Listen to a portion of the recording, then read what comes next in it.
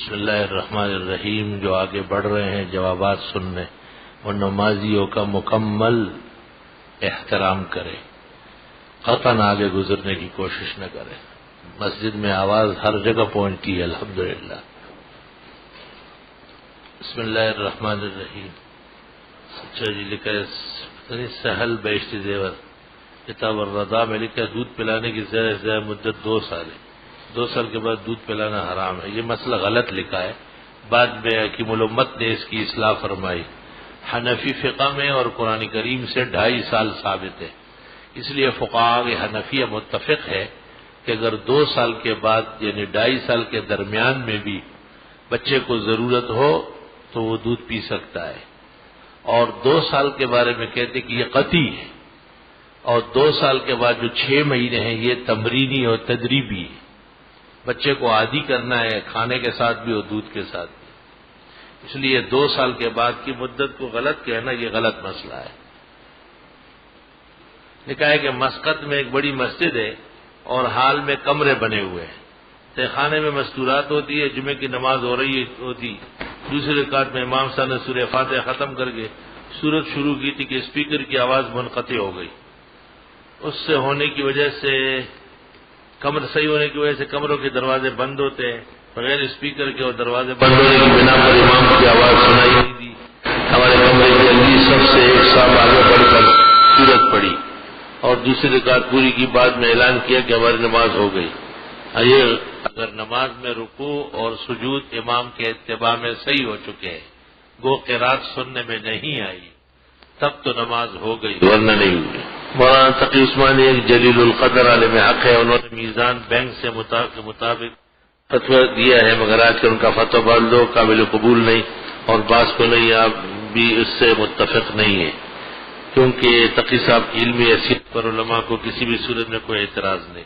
یہی اعتراض ہو گیا نا ان کو ان کے استاد مولانا سلیم اللہ خان نے جو سامنے بٹھا کے کہا اور لکھا ہوا دیا ہے، وہ تقی صاحب کی اسلامی بینکاری میں خط شائع ہے. اس میں حضرت مولانا سلیم اللہ ان کے استاد نے کہا کہ ایک جو آپ زیادہ مشہور ہے کہ بہت بڑے عالم ہیں، یہ غلطی ہے، اس طرح نہ سمجھے. دوسرا یہ کہ اسلامی بینکاری ترتیب دیتے ہوئے آپ سے سخت لغزش ہو گئی. تقی صاحب بہت ہی بہترین عالم، جید فقی، عمدہ محدث، لیکن انسان اور بشر ہے. امام اعظم ابو حنیفہ کو کئی مسائل میں پیچھے ہٹنا پڑا ہے. امام شافعی کا قول جدید اور قدیم تو مشہور ہے ان کی فقہ میں. امام احمد ابن حنبل کے ایک مسئلے میں 4 روایتیں ہوتی ہیں.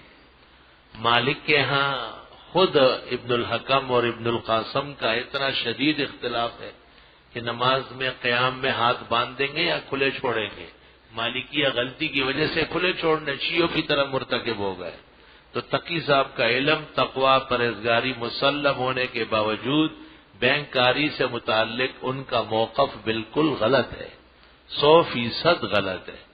اور اس پر عمل کر کے جو نظام چلایا جائے گا وہ سود کا ہوگا، ہرگز اسلام کا نہیں ہوگا.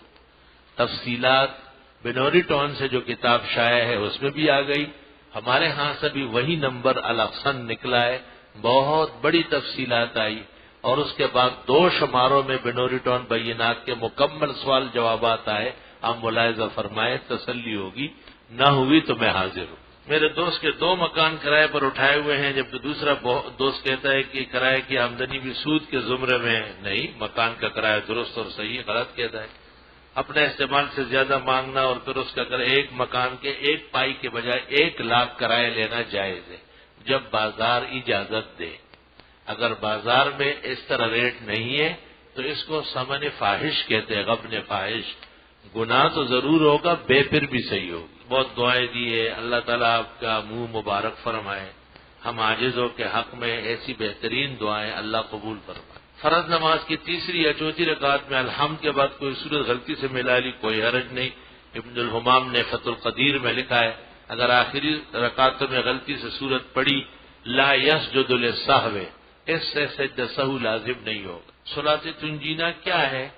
ثابت ہے یا علماء پڑھتے ہیں؟ کیا اشراق کی 2 رکعت ہے یا 4؟ 2 رکعت ہے. 4 غلط فہمی ہے. آج کل بے روزگار ہوں، میرے ایک دوست جو مجھے مشورے دے رہے ہیں کہ قسطوں پر رکشہ خرید لے. کیا یہ جائز ہے؟ قسطوں پر تو یقیناً سود آئے، اگر سود نہیں ہے یعنی جتنی رقم طے ہو جائے اتنی ہی ادا کرنی ہے تو درست اور صحیح۔ یہ بھی جائز ہے کہ مثلا رکشہ آپ نقدوں پر خریدے تو 5 لاکھ کا ہے اور آپ کہے کہ نہیں میں تو سال میں یا 2 سال میں ادا کروں گا، تو وہ کہے 10 لاکھ کی ہے، جائز ہے۔ نقد اور ادار کا فرق معتبر ہے، لیکن قسطوں میں عموماً قسط کی تاخیر پر جرمانہ لگتا ہے، وہ سود کے قبیل میں سے۔ کیا ہر رکعت میں سورہ فاتحہ سے بسم اللہ پڑھنا چاہیے؟ پڑھ لے تو بہتر ہے، نہ پڑھے تو حرج نہیں۔ اشراق کی نماز میں کون سی صورتیں پڑھنے چاہیے؟ پہلی رکعت میں اللہ نور السماوات والارض اور دوسری رکعت میں سورۃ نوح۔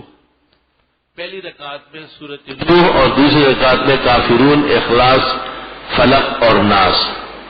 کبھی پہلی رکعت میں سورۃ نوح اور دوسری رکعت میں آخری 10 صورتیں، کبھی پہلی رکعت میں اللہ نور السماوات کا پورا رکوع اور آخری رکعت میں علم نشرح۔ کم از کم قرات یہ ہے کہ پہلی میں کافرون اور دوسری میں اخلاص پڑھے، یا پہلی میں زلزال اور دوسری میں کافرون پڑھے۔ عرب کو عربی باشندے برا بھلا کہنا کیسا ہے اور عرب کے اشیاء کو برا بھلا کہنا کیسا ہے؟ منع ہے۔ حضرت صلی اللہ علیہ وسلم ناراضگی ظاہر فرمائی کہ عربوں کو برا مت کہو۔ ایک امام نے جمعہ فرمایا کہ پیغمبر خدا محمد صلی اللہ علیہ وسلم نے ایک برتن میں پیشاب فرمایا، وہ برتن ایک صحابی لے کر پیشاب پی لیا، کسی نے آپ کو خبر دی کہ فلاں صاحب کا پیشاب پی لیا، تو اس پر آپ نے فرمایا کہ وہ جنتی ہے۔ پیشاب کی روایت تو مجھے یاد نہیں ہے، خون کی یاد ہے۔ ابو طیبہ اور ابو طلحہ کے متعلق ہے کہ آپ کے پچنے لگوائے، خراب خون نکالا اور پھر پی لیا۔ آپ بہت شدید ناراض ہو گئے اور آپ نے کہا تمہیں نہیں پینا چاہیے، لیکن اخیر میں آپ نے فرمایا کہ اب جہنم آپ پر ہمیشہ کے لیے حرام ہے۔ دم کے مد میں کیا قربانی کی عمر کا جانور ہونا چاہیے؟ جی ہاں، یا کم جانور نہ، قربانی کی عمر کا ہونا ضروری ہے۔ عالمگیر ویلفیئر والے 800 200 کا بکرا صدقہ کی مد میں لیتے، یہ ایک اندازہ ہے ان کا، اوپر نیچے تو ہو سکتا ہے۔ فجر کی 2 سنتوں کے بعد کی جو دعا ہے وہ کہاں کی؟ بخاری شریف میں۔ واہ بھائی واہ، حسن حسین میں، مناجات مقبول میں، عمل الیوم واللیل میں، کتاب الزہد میں۔ اللہ آپ کی عمر میں برکت دے، کیسے کیسے عجیب و غریب مسائل آپ سے ملتے ہیں جو ہمیں کہیں بھی نہیں مل سکتے۔ اللہ تعالیٰ قائم دائم رکھے۔ کوئی احسان نہیں ہے، ہمارا فرض منصب ہی ہے، اگر ہم کوتاہی کر لیں تو ہمارے لیے ٹھیک نہیں ہے۔ کوشش ہے کہ مختصر زندگی میں پورا کام ہو جائے، اور یہ ممبر و محراب دیوار ہے، آسمان و زمین گوارا ہے، اور یوں اور تنگی کی گھڑیوں میں اللہ تعالیٰ ہماری عزت محفوظ فرمائے۔ کیا ہاتھی شیر گیدڑ یہ سب مردار ہے؟ بتائیے آپ کو ان کے کھانے کا کیوں شوق ہوا؟ کہ گائے بکرے اور مینڈے اور مرغے کا گوشت کم پڑ گیا کیا؟ ان کے چمڑے قابل استعمال ہے، اگر سکھا لیے تب بھی، اگر رنگ لیے تب بھی، اگر پٹ نکالا تب بھی۔ ان کی جائے نماز کوٹ پتلون سب بنا سکتے ہو، بہت شوق سے بناؤ۔ ناخن کاٹنے سے وضو ٹوٹ جاتا ہے جب خون نکل آئے، ورنہ نہیں۔ فرض نماز کے اندر اگر غلطی ہو جائے تو سجدہ سہو، اگر غلطی اس طرح ہے جیسے بالکل فحش غلطی ہو گئی اور غلطی قائم رہی تو پھر تو نماز نہیں ہوئی، اور اگر غلطی کا اعادہ کیا، مثلا آیت غلط نکلی منہ سے پھر پلٹ کے سیدھی کر لی تو نماز ہو گئی۔ قرات کی غلطی سے یا نماز ہوگی یا بالکل ڈسمس ہوگی، اس پر سجود سہو نہیں ہے، اور ارکان میں کمی زیادتی سے سجود سہو ہوتا ہے۔ اگر سجود سہو بھی نہ کر سکا تو نماز دوبارہ پڑھ لے، مگر جب تک وقت باقی ہو، وقت گزرنے کے بعد اس نماز کا اعادہ نہیں ہے۔ شیعوں کے ہاں قربانی قرآن خوانی جانے کے بارے میں کیا حکم ہے؟ پتہ نہیں، شیعوں کے تو قرآن مانتے نہیں ہیں، ویسے آپ کو دھوکہ دینے کے لیے پڑھوا رہے ہوں گے۔ وہ تو نہج البلاغہ کی ختم کرتے۔ ذوالکفیل ذوالکفل نبی تھے یا نہیں؟ ذوالکفل تو نبی تھے۔ آئی سوال مناظر حسن گیلانی ہندوستان میں ایک بڑے عالم گزرے، انہوں نے قرآن کے ترجمے میں ذوالکفل کا ترجمہ گمبد سے کیا ہے۔ مخدوم محترم مولانا شیر علی شاہ کا بھی یہ خیال ہے، لیکن درست بات یہ ہے کہ گوتم بدھ نبی نہیں تھے، اور اس کے دو عقیدے جو محفوظ ہے وہ بالکل ہی اس کو اسلام سے نکالتے ہیں. ایک تو وہ لباس نہیں پہنتا تھا، ننگا پربت ہوتا اسی طرح سواد کی طرح، اور دوسرا یہ کہ وہ قربانی کا قائل نہیں تھا، کسی جانور کے ذبح کبھی تمام جانوروں کو محترم و حرام سمجھتا. اور قرآن میں ہے کہ آدم علیہ السلام سے لے کے قیامت تک قربانی رہے گی. اس سے پتہ چلا کہ گوتم بدھ نہ پیغمبر ہے اور نہ پیغمبر کا آدمی ہے. حقیقت یہ ہے کہ وہ ہندو یاتریوں کی طرح کوئی شخص ہے. ہاں بعض تعلیمات ان کی بڑی اعلیٰ ہے، جیسے وہ سجدے صنم کا قائل نہیں تھا اور بہت افسوس کرتا تھا کہ لوگ بتوں کے سجدے کرتے ہیں، لیکن اب تو کولمبو اور سری لنکا میں تمام حکومت انہی کی ہے اور ہر جگہ بت کھڑے، ہر جگہ بت. دوسرا یہ کہ وہ جہاں جاتا تھا ایک شہر آباد کرتا تھا، اور وہ کہتا تھا جب مکہ میں سورج طلوع ہو جائے اور اس کی شعاعیں باہر نکلے شاید وہ لوگ یہاں آ جائیں. یعنی ہجرت کا اس کو پتا تھا کہ نبی آخر زمان ہجرت کریں گے. آگے علم نہیں تھا کہ مدینہ آئیں گے، کیونکہ یہ تو بات کی بات. اور اس طرح اس نے دنیا میں 17 یا 37 متحرے بنائے. متحرہ پاکوں کے رہنے کی جگہ، بعد میں وہ ماترا بن گیا، ماترا ہند میں، ماترا سندھ میں، ماترا سوابی میں، ماترا کہاں کہاں ہے سارے جہان میں. اور جہاں چین جاپان وہ گیا ہے اس نے ایک شہر آباد کیا ہے اور کہا ہے کہ شاید نبی آخر زمان جب مکے سے نکلے تو یہاں تشریف لائے. اور یہ بھی کہا کہ جب اس کی شعاعیں تم تک پہنچے تو مجھے چھوڑ دو، وہیں جا کے بیٹھ جاؤ. یہ تعلیمات حیران کن ہے. فتح رضیہ پر عمل کیسا کہتے ہیں؟ حرام ناجائز. اسلامی کیلنڈر سے پہلے مسلمان دنوں مہینوں کا اندازہ کیسے لگاتے تھے؟ مسلمانوں کا ہفتہ جمعہ سے شروع ہے اور ہفتہ جمعرات پر مکمل ہے، اور انہوں نے تاریخ کو کیا کرنا ہے؟ اسلام میں تو تاریخیں نہیں ہے.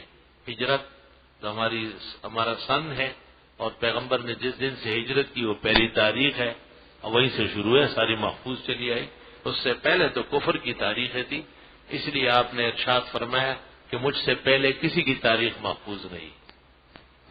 سلام کے بعد کہ نظر و نیاز کی شرعی حیثیت، جب یہ چیزیں اللہ کے نام ہو تو درست تو صحیح ہے، مخلوق کے نام ہو تو ناجائز. بہت سے وجوہات کی وجہ سے ہم گھر میں اکٹھے رہتے ہیں. شریعت میں دیور بابی کے درمیان پردے کا کیا حکم ہے؟ فرض ہے پردہ، یعنی آمنے سامنے ہونا، بابی سے بات کرنا، دیور سے ملنا بغیر حجاب اور دوپٹے اور کپڑے کے، آمنے سامنے بیٹھنا، بات چیت کرنا، مل کے کھانا کھانا گناہ کبیرہ، زنا کے برابر بدترین گناہ ہے. کسی کاروبار میں رقم لگا کر اس پر منافع لینا، اگر کاروبار میں رقم لگایا تو تجارت ہے. تجارت تو سنت انبیاء ہے. ایک بندہ فجر کی نماز کی پابندی کرتا ہے لیکن ایک دن وہ دیر سے اٹھ گیا، اب وقت مکروہ ہے، نہیں فوراً نماز پڑھنا چاہیے. درست بات یہ ہے جیسے آنکھ کھلی وضو کرے، وقت مکروہ یہ عوام کی باتیں ہیں. حکم شریعت کا یہ کہ چٹ پٹ شروع کر لے اور پڑھ لے، بھلے سورج نکل رہا ہو، دیر نہ کرے. مولانا محمد احمد بھاولپوری کے بیانات مدارس علماء اور جہاد کے متعلق بہت سخت ہوتے ہیں. اللہ تعالیٰ انہیں ہدایت دے، اور جس شر اور گمراہی میں وہ مبتلا ہے اللہ تعالیٰ ان کی اور ہم سب کی حفاظت فرمائے. واقعی ان کے بیان دکھ کے باعث ہے، تکلیف دہ. لکھا ہے کہ عمر اور زندگی اور صحت کی بہت دعائی دی، اللہ جزائے خیر دے اور اللہ قبول فرمائے. ہمارا گاؤں کراچی سے تقریباً 1200 کلو میٹر دور واقع ہے. وہاں پر ہمارا ذاتی مکان و زمین ہے، لیکن ہماری فیملی بہت بڑی ہے. وہاں پر ہمارے خاندان کا کوئی بھی فرد رہائش پذیر نہیں. ہم کبھی کبھار وہاں جاتے ہیں. درست بات یہ ہے کہ جہاں بھی کسی کی جائیداد، ذاتی مکان، ملکیت موجود ہو، وہاں رہے یا نہ رہے، جب بھی وہاں پہنچے وہ وطن اصلی ہے، وہاں فوراً پوری نماز مکمل ہو جائے گی. یہ کہنا درست نہیں ہے کہ وہاں تعاہل ضروری ہے، باہر نہر. اب رشتہ عیدی والوں کو زکوٰۃ صدقات وغیرہ دینا کیسا ہے؟ مسلمانوں کی امداد و تعاون تو ہر وقت ضروری ہے اور جائز ہے، لیکن وہ یہ کہتے ہیں کہ میں بلا امتیاز مذہب کرتا ہوں. وہاں نمازی روچی، کافر اور مسلم، اپنے اور پرائے کا کوئی فرق نہیں ہے، جبکہ پیغمبر نے کہا ہے کہ آپ فرق کریں. اکل طعامکم الابرار، سب سے پہلے آپ کا مال و متاع نیک لوگوں پر صرف. اللہ تعالیٰ آپ کا سایہ ہمارے سروں پر قائم رکھے اور ہم آپ کے فتووں کی روشنی میں صحیح راہ تلاش کریں. میں اور میرے بیٹے کے عرصے سے آپ کی ہدایتوں پر عمل کر رہے ہیں، اللہ تعالیٰ آپ کو جزائے خیر دے، آمین۔ اللہ ہمت عطا فرمائے اور یہ نیک عقیدت اور بہترین جذبات اللہ سرمایہ کونین بنائے۔ عرض یہ کہ اکثر دیکھا گیا کہ جب کسی گھر میں ایصال ثواب کے لیے قرآن پڑھا جاتا ہے تو مختلف آدمی ایک ایک جز پڑھ کر رکھ دیتے ہیں اور پھر وہاں موجود مولوی صاحب دعا کراتے ہیں۔ کیا اس طرح مختلف لوگ قرآن تو پڑھے جائز ہے؟ اس کا صحیح طریقہ میرے خیال سے یہی صحیح طریقہ ہے جو ہو رہا ہے، کیونکہ ایک آدمی تو پورا ایک وقت میں نہیں پڑھ سکتا ہے۔ ایک دوسرے کے تعاون کے لیے، ثواب کے لیے شریک ہونا بہت اچھی بات ہے، اور آخر میں کسی معتمد بزرگ نیک عالم صالح اس سے دعا کرائے، وہ سنتوں کا خیال رکھتے ہیں، اچھی دعا ہو جاتی ہے، سب کی تسلی کی۔ یہ طریقہ جو آپ نے لکھا درست اور مناسب ہے۔ مماتی کی تقاریر کیا ہم سن سکتے ہیں؟ ہاں سن سکتے ہیں، بشرطے کہ آپ میں ایمان و قوت پوری ہو۔ فاطمہ کے انتقال کرنے کی شادی کی تھی، ہاں نا، بنو حنیف قبیلے کی ایک خاتون سے شادی کی اور کہتے ہیں اس سے 32 کے قریب اولاد ہوئی ہے، جس میں سے 16 بیٹے اور 16 بیٹیاں ہیں۔ پہلے بیٹے کا نام ابوبکر ہے، دوسرے کا نام عمر ہے، تیسرے کا نام عثمان ہے، تمام ترتیب سے نام رکھے۔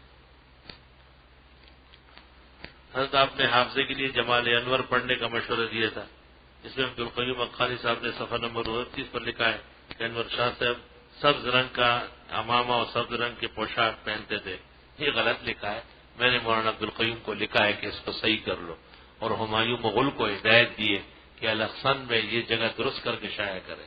بہت سارے بزرگوں کے حالات میں آتا ہے کہ وہ سبز پگڑی باندھ لیتے تھے۔ دارالعلوم دیوبند میں بھی کبھی کبھی فضیلت والوں کو جو علماء تیار ہو کے سبز پگڑیاں باندھتے تھے، لیکن اس وقت ان بدعتیوں کی نشانی نہیں تھی، تو کوئی خاص وجہ نہیں تھی۔ اب چونکہ ایک بدعتی اور بے دین فرقے کی علامت ہے، اب دارالعلوم دیوبند بھی موجود ہے اور پگڑیاں بھی ہیں، لیکن کوئی ہری نہیں دیتا۔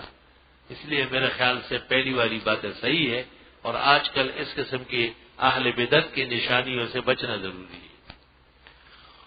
اور اگر اس تناظر میں دیکھیں کہ اثر سنت تو سفید امامہ ہے یا پیلا رنگ ہے یا سیاہ رنگ ہے، تو آپ کہہ سکتے ہیں کہ دارالعلوم دیوبند یا بعض دیگر بزرگان دین جنہوں نے ہری پگڑیاں باندھی ہے یا بندوائی ہے، یہ محل نظر فعل۔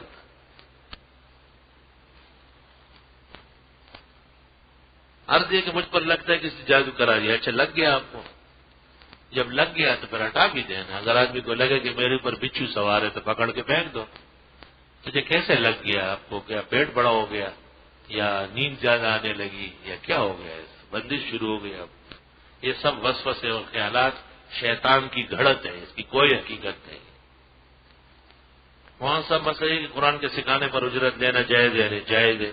صحابہ کا ایک واقعہ ملاحظہ فرماتے میرے ساتھ ایک آدمی تھا جس نے قرآن سکھا تھا، اس نے مجھے ایک کمان دی۔ یہ روایت علامہ آلوسی نے روح المعانی تفسیر پارہ اول ولا تشتروا بآیات ثمنا قلیلا کے نیچے لکھا ہے یہ روایت غلط ہے، بے بنیاد روایت ہے، اور بخاری میں 22 جگہ یہ حدیث موجود ہے کہ ان خیر ما اخذتم علیہ اجرا کتاب اللہ، بہترین اجرت وہ ہے جو تمہیں قرآن پڑھنے کے بدلے میں مل جائے۔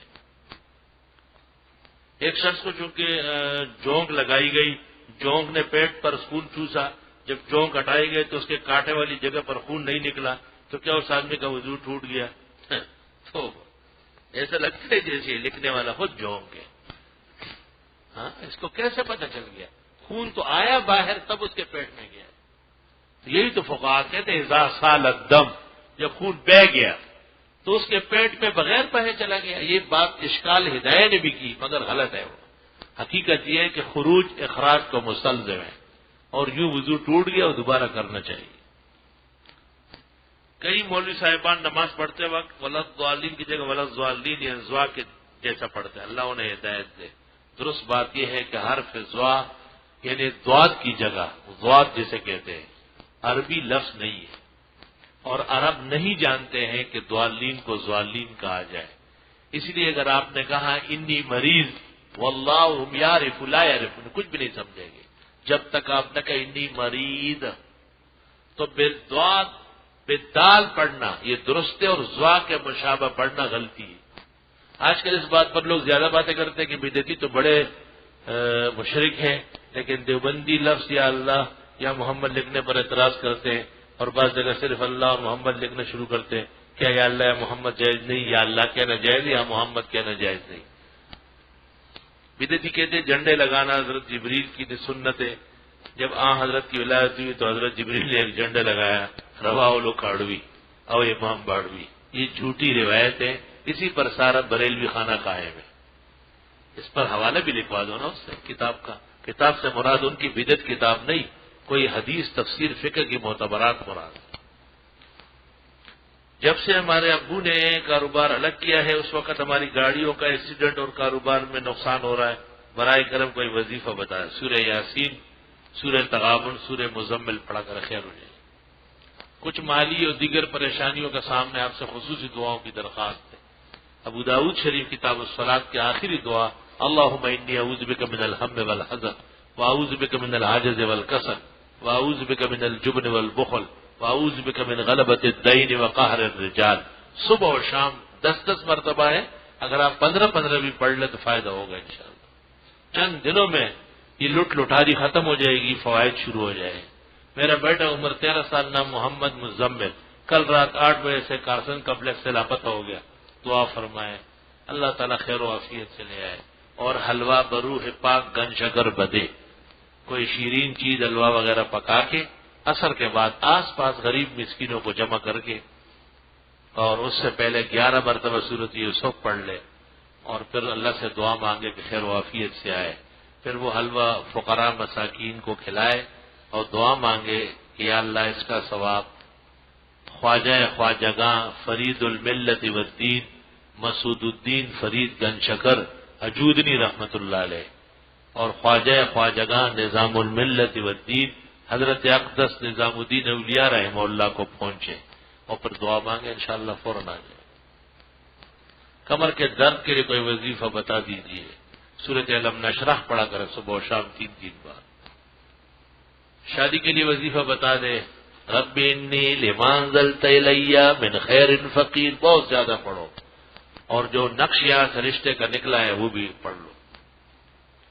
ماہنامہ میں اگر اختصار کے بجائے پورا صلی اللہ علیہ وسلم لکھنے کا اہتمام ہو جائے تو اچھا ہے تاکہ اس تساہل سے دور پڑنے کی برکت. ضرور کون سے ماہنامے میں بجائے صلی اللہ علیہ وسلم کے اختصار کیا گیا ہے؟ اس ماہنامے کی آپ نشاندہی کر لیں جو ہمارا ماہنامہ ہے. سارے پاکستان کے ذمہ دار ہم نہیں. ویسے ہمایوں مغل اور اس کا عملہ سن رہا ہے، اچھی طرح کان کھول کے سنو. ہماری طرف سے اجازت نہیں ہے، بالکل نہیں ہے. کسی مقام پر بھی اختصار جائز نہیں. بلکہ استاد بنوری نے شرح ترمذی میں لکھا ہے کہ سب سے پہلے جس شخص نے لکھنے میں صلی اللہ علیہ وسلم کی جگہ سلام یا سواد لکھا تھا اس کا ہاتھ کاٹ دیا گیا تھا. اور جو ایسا زبان سے کرتے ہیں زبان کٹنے کا اندیشہ ہے. امتی کا بڑا سرمایہ تو یہ ہے کہ وہ اپنے پیغمبر پر صلی اللہ علیہ وسلم بارہا لکھے اور بارہا پڑھے. فقہاء نے سہولت کے لیے اتنی اجازت دی ہے کہ ایک مجلس میں ایک دفعہ صلی اللہ علیہ وسلم پڑھنا واجب ہے اور بار بار پڑھنا یہ مستحب ہے. اگر ترک ہو گیا تو گناہ نہیں ہے. تاہم لکھنے میں اہتمام کی زیادہ ضرورت ہے تاکہ درود کی خوب اشاعت ہو. اور اہل حق جو درود پڑھتے یہی درود ہے. اہل آن بدعت کو تو درود نصیب نہیں ہوا ہے. وہ تو اپنا منمانی اور جعلی طریقوں سے پڑھتے ہیں جو بجائے نبی کو خوش کرنے کے انہیں ناراض کرنے کا باعث ہے اور اللہ سے اجر لینے کے اللہ کے عذاب کے مترادف ہے. استغفر اللہ واتوب الیہ. حضرت گھر میں والدین والدہ بیوی بچی میں سب بیمار ہو. یہی دعا جو میں نے کہی ہے صحابی نے یہی کہا تھا یا رسول اللہ علیہ ہموم و غموم و امراض. قرضے ہیں پریشانیاں ہیں. وہ آپ نے کہا کہاں ہو تم؟ یہ کیوں نہیں پڑھتے صبح و شام 10 بار؟ ابھی جو دعا بتائی اللہ دعا کی درخواست ہے کہ مرحوم چودھری عباد اللہ تعالیٰ چودھری صاحب کی بخشش فرمائے، ان کی مغفرت فرمائے اور جو یہ پرچی لے کر کے تمام صفوں کو چیرتا ہوا آ گیا اس کا گناہ اللہ معاف فرمائے. اب والد صاحب اچھا جی تبارک و سلامت اکبر علی صاحب کا دل کا آپریشن ہوا ہے. اللہ تعالیٰ حضرت کو صحت کاملہ شفا عاجلہ عطا فرمائے. الحمدللہ رب العالمین. نستغفرک اللہم و نسألک السلام والعافیہ. لا الہ الا اللہ وحدہ لا شریک لہ لہ الملک ولہ الحمد وعلی کل شیء قدیر۔ یا اللہ جو بیماران ہیں ان کو صحت شفا دے، جنہوں نے اور تکالیف لکھی ہے اللہ ان کی تکلیفیں دور فرمائے، اور جن کے عقائد میں کمی ہے اللہ پختگی عطا فرمائے، جن کے اعمال میں کمی ہے اللہ احسن اعمال نصیب فرمائے۔